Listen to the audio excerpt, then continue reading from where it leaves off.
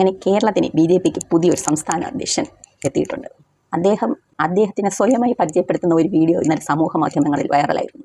അഹമ്മദാബാദിൽ ജനിച്ച ഈ പട്ടാളക്കാരന്റെ മകൻ തൃശൂർ ജില്ല കൊണ്ടയൂർ ഗ്രാമത്തിൽ വളർന്ന അദ്ദേഹത്തിന്റെ സ്വന്തം കാര്യങ്ങൾ പറയാൻ മാത്രമേ ഇത്രയ്ക്ക് ബുദ്ധിമുട്ടുള്ളൂ. 2023 ഒക്ടോബർ 29 നാം മറക്കാൻ വഴിയില്ല. കാര്യം അന്ന് മനുഷ്യ മനസാക്ഷിയെ ഞെട്ടിച്ച കളമശ്ശേരി സ്ഫോടനം നടന്ന ദിവസം. കേന്ദ്ര സഹമന്ത്രിയായിരുന്ന രാജീവ് ചന്ദ്രശേഖർ അന്ന് എന്തായിരുന്നു ട്വീറ്റ് ചെയ്തത് ഓർമ്മയുണ്ടോ നിങ്ങൾക്ക്?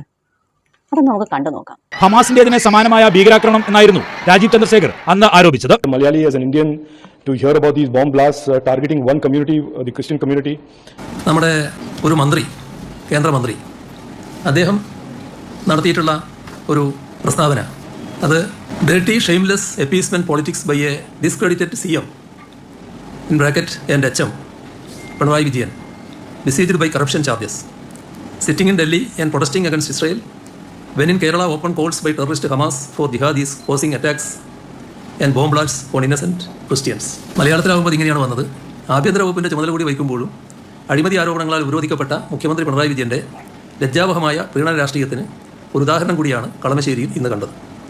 കേരളത്തിൽ തീവ്രവാദികളായ ഹമാസിൻ്റെ ജിഹാദിനു വേണ്ടിയുള്ള തുറന്ന ആഹ്വാനങ്ങൾ നിരപരാധികളായ ക്രിസ്ത്യാനികൾക്ക് നേരെ ആക്രമണങ്ങളും ബോംബ് സ്ഫോടനങ്ങളും നടത്തുമ്പോൾ മുഖ്യമന്ത്രി ഡൽഹിയിൽ ഇസ്രയേലിനെതിരെ പ്രതിഷേധിക്കുകയാണ്. ഇത് പൂർണ്ണമായും വർഗീയ വീക്ഷണത്തോടെ വന്നിട്ടുള്ള ഒരു നിലപാടാണ്.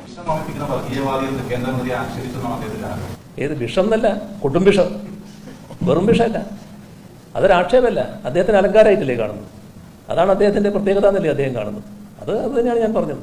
പക്ഷേ വിഷം അന്ന് ഞാൻ പറഞ്ഞുള്ളൂ, ഇപ്പോൾ കൊടും വിഷം എന്ന് പറയും. അത്രയേ ഉള്ളൂ. അക്ഷരാർത്ഥത്തിൽ മുഖ്യമന്ത്രി പറഞ്ഞത് ശരിയല്ലേ? അദ്ദേഹം കൊടും വിഷമല്ലേ? അവസാനം പ്രതിയെ കണ്ടെത്തിയപ്പോൾ ഒരു ക്രിസ്ത്യാനിയായി മാർട്ടിൻ തന്നെയായിരുന്നു. നേരെ മറിച്ച് അതൊരു മുസ്ലിം നാമധാരി ആയിരുന്നെങ്കിൽ ഉള്ള കോലാഹലങ്ങൾ ഒന്ന് ആലോചിച്ച് നോക്കി. മാർട്ടിൻ പ്രതിസ്ഥാനത്ത് എത്തിയിട്ട് പോലും അദ്ദേഹം പറഞ്ഞ തെറ്റായ സ്റ്റേറ്റ്മെന്റ് പിൻവലിക്കാൻ അദ്ദേഹം തയ്യാറായില്ല ഈ നിമിഷം വരെയും. അത്രയ്ക്ക് വർഗീയ വിഷം ഉള്ളിൽ പേർന്ന ഒരു മനുഷ്യനാണ് കേരളത്തിലെ BJP അധ്യക്ഷനായി കാലുകുത്തിയിരിക്കുന്നത്. അവർക്ക് ഉദ്ദേശ ലക്ഷ്യങ്ങൾ ഒട്ടനവധിയുണ്ട്. കേരളത്തെ എങ്ങനെ ഒരു ഗുജറാത്താക്കി മാറ്റാം, അത് അദ്ദേഹം പറയുന്നുണ്ട്. കേരളത്തെ മാറ്റണം, അതാണ് അദ്ദേഹത്തിന് ഇവിടെ നിയമിച്ചതിൻ്റെ ലക്ഷ്യം എന്ന്. രാഷ്ട്രീയം ഏതോ ആയിക്കോട്ടെ, നമുക്ക് വർഗീയത വേണ്ട, നമുക്ക് രക്തച്ചൊരിച്ചിലുകൾ വേണ്ട. BJPയുടെ രാഷ്ട്രീയം എന്ന് പറയുന്നത് വർഗീയ രാഷ്ട്രീയം മാത്രമാണ്. അവർക്ക് വർഗീയ പ്രീണനം മാത്രമേ അറിയൂ. അതുകൊണ്ട് സ്വയം പരിചയപ്പെടുത്താൻ ഈ ബബ്ബ അടിക്കുന്ന മനുഷ്യനെ ആരും കണ്ണടച്ചങ്ങ് വിശ്വസിക്കരുത്. പക്ഷേ നമ്മുടെ പ്രതിപക്ഷ നേതാവ് അദ്ദേഹത്തിന് ഗുഡ് സർട്ടിഫിക്കറ്റ് കൊടുത്തു. കളമശ്ശേരി സ്ഫോടന സമയത്ത് അദ്ദേഹം വർഗീയ വിഷം ചീറ്റിയത് നിമിഷ നേരം കൊണ്ട് നമ്മുടെ പ്രതിപക്ഷ നേതാവ് VD സതീശൻ മറന്നു. എങ്ങനെ മറക്കാതിരിക്കും? ശാഖയിൽ തിരികൊളുത്താൻ പോയ മനുഷ്യനല്ലേ. പിന്നെ അത് മറന്നില്ലെങ്കിലേ അതിശയമുള്ളൂ. നമ്മൾ അവരോടല്ലോ, വ്യക്തികളോടല്ലോ ഫൈറ്റ് ചെയ്യുന്നത്. നമ്മൾ അവരുടെ ഐഡിയോളജിയോടാണ് ഫൈറ്റ് ചെയ്യുന്നത്. അത് തുടരും. എന്നാൽ രാജീവ് ചന്ദ്രശേഖർ അങ്ങനെ ഒരു BJPയുടെ ഐഡിയോളജി ഉള്ള ആളാണെന്ന് ഞാൻ കരുതുന്നില്ല. അതൊക്കെ അദ്ദേഹം ലേറ്റ് എൻട്രികളാണ്. പാർട്ടിയിലേക്ക് വന്ന ആളുകളാണ്. ഇഷ്ടംപോലെ ആളുകൾ BJP ഐഡിയോളജിയുള്ള ആളുകൾ ഇവിടെ ഉണ്ട്. അവരോടല്ലേ നമ്മൾ ഫൈറ്റ് ചെയ്തുകൊണ്ടിരിക്കുന്നത്.